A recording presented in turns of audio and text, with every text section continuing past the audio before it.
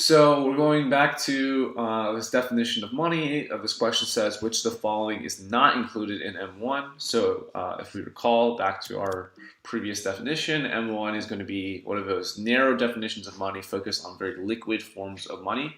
So let's take a look at the answer choices. First is currency and coins. Second is savings deposits. 3 is traveler's checks. And 4 is demand deposits. And we're looking for which one of these is not that very liquid. And so the answer for that is going to be 2 savings deposits. And the reason for that is because there are typically restrictions on how much you can withdraw from the savings deposits and how often. And so that is not money that people are able to access right away, whereas currency, traveler's checks, demand deposits, those things are immediately accessible to people who are looking to buy something or cash something in, right? So savings deposit is going to be the one that's least liquid and not included in M1.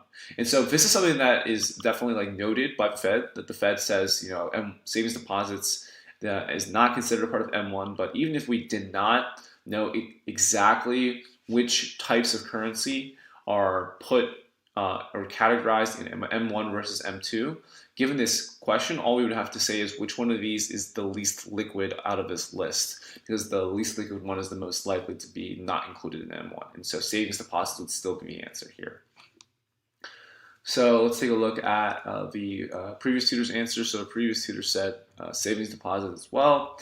And they said the portion of the money supply, which includes the most liquid forms of money, is known as M1, and it comprises of currency and coins, demand deposits held by depositors in the banks, checkable deposits, and traveler's checks. It consists of assets which can be used directly for market transactions or can be easily converted to cash. Other forms of money, which are not as liquid, can be classified as near money and come under M2 and M3.